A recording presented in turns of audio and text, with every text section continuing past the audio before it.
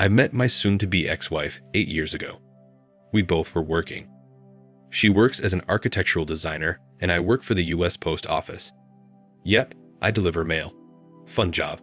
Sometimes when the weather is bad, it sucks, but for the most part, I like it. It's a lot of exercise. I stay in good shape. Even though I still go to the gym, I do a lot of walking. I'm always on my feet, and I got some really good buddies that are dogs that I get to see often. They love me and I bring them treats.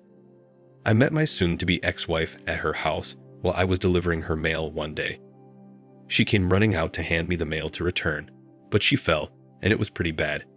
Really bad. Yeah, she actually scraped up her legs pretty bad and hit her face on the concrete. I said, "Oh hey, are you alright?" She starts crying, gets up, and says, Yes, I am." Limping, walking over to hand me the mail to return. After she hands me the mail, she's just standing there clearly injured. I said, "Well, I got to get going on my route. Take care." She looked up shocked when I turned around and looked back at her while I was walking away. I think she was expecting me to help her more or something, but I did have a route to do. I can't just stop. Well, if she was passed out, then maybe I would have stayed until the police came. But she was up walking, so I pulled off in my mail truck. I wished her well though. Maybe 3 or 4 weeks later, I had to deliver there again. This address, my soon-to-be ex-wife's address, was not a typical route for me, but when I delivered there again, she was getting out of her car. And she says, "Hey, mean mailman." I laughed. "Mean mailman? What do you mean?" She says, "You just left me injured and didn't help me." I said, "You were up walking just fine. I figured you were good." We both burst into laughter. She said with a smile, "Oh my gosh, you're such a piece of crap.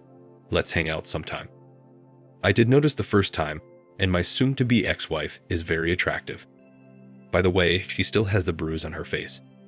She showed me the scar on her legs and said, "Yeah, I'm doing well. I'm tough." Anyway, she told me that I should take her out sometime.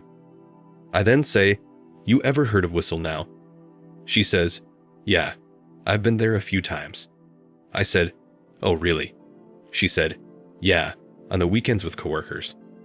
I said, "Wow, I'm there almost every weekend shooting pool, and I've never seen you before.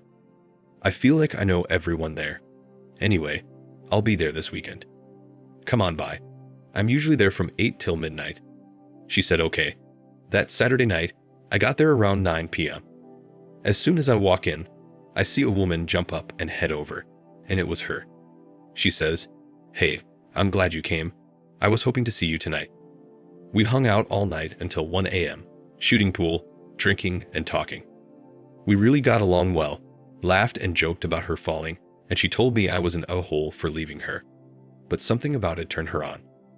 We made out and had an amazing night that night.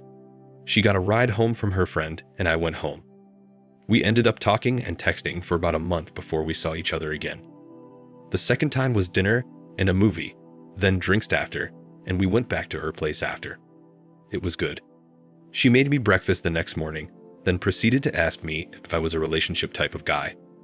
I said, "Yeah, it had been 3 years since I was in one, but I absolutely am." And I said, "Of course, I want to build up to that and just not jump straight into one because the sex was spectacular." She threw pillow at me with a smile and said, "Oh my gosh, you're such a jerk." We laughed and she said, "I'd love to work towards that if you're okay with it." I said, "Okay," and that's when we started dating. Not confirmed exclusive yet, but we went on several dates. I went to her company's Christmas party. She met my cousins on a trip to Gatlinburg. We eventually became exclusive and later we married. The marriage started off great. We were married for 4.5 years before my ex-wife decided she wanted to go back to school. She needed to obtain her grad degree so she could later sit for the test to become a licensed architect. All of her student loans were paid off already, and grad school was paid for because of something called research assistance or assistantship, though it really wasn't a big deal. Yeah, she wasn't going to be working, though there's one income, but she still got a little bit of income, and it all still was going to work out. And I actually encouraged her to do it because that's something she's always wanted to do. Why not? We don't have any children. Get it out the way now while you can. Anyway, it was just a 2-year program, so first semester was okay. She was gone a lot though. A lot of studio time. That's what she would call it. A lot of late nights working on projects, but it worked out. The school she attended was only 25 minutes from where we were living, so the drive wasn't too terrible for her. But the second semester is when I discovered some BS. One night, she came home very late, well after 1 a.m. Now coming home late wasn't unusual. Maybe 11 at night, sometimes even 12, depending on if she's working on a project. But I just had a gut feeling this night. When she got home, she was very nervous. She was darn near shaking. I couldn't understand, and I'm asking, "Are you okay? What's wrong?" She said, "Yeah, I'm good. I just want to take a shower and go to bed so we can enjoy Saturday tomorrow and go on our trail."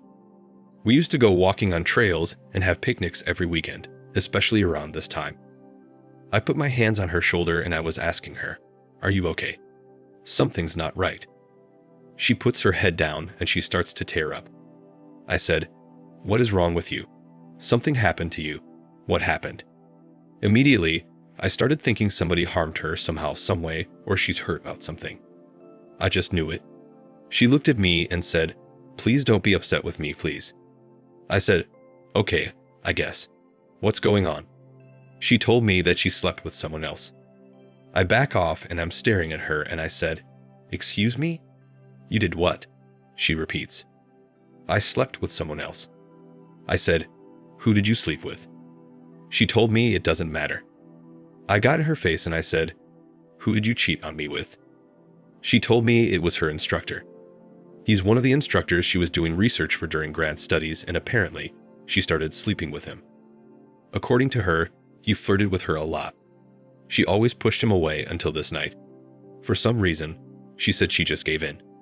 When I was asking her the name of the professor, she told me and I said, "You've got to be kidding me." This man had been to my house before. Old man. Creepy looking guy as well. I attended my soon-to-be ex-wife's first presentation for some big events that the grad students had to pull off, and he was there. I spoke to this man a lot at that time. I didn't know that she was doing research for him specifically, but he seemed to gravitate towards me and wanted to talk to me most of the night. I guess I understand now. It's a little weird though. I tell her to pack her crap and get the F out of my house. She started bawling, crying, and drops to the floor. "What do you mean?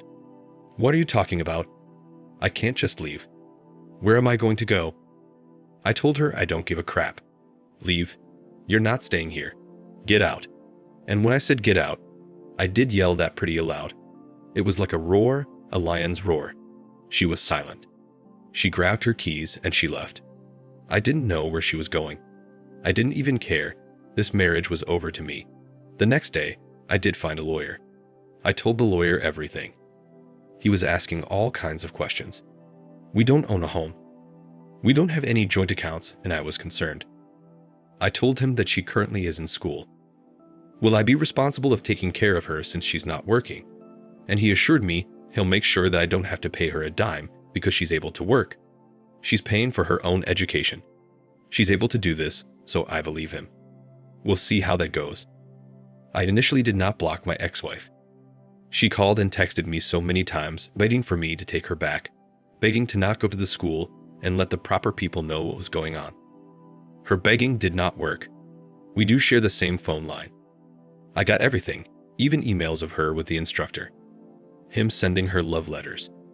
She actually did tell him no a number of times and proved that they actually stuck together because he sent her a love note via email from his school address thanking her for sharing her love with him. It was weird and creepy. I got everything. Documents. I first gave it to my lawyer. I found the proper people to speak with at the university, and just recently, I received a letter stating that that instructor was terminated, lost his job, and my soon-to-be ex-wife was kicked out of the graduate program.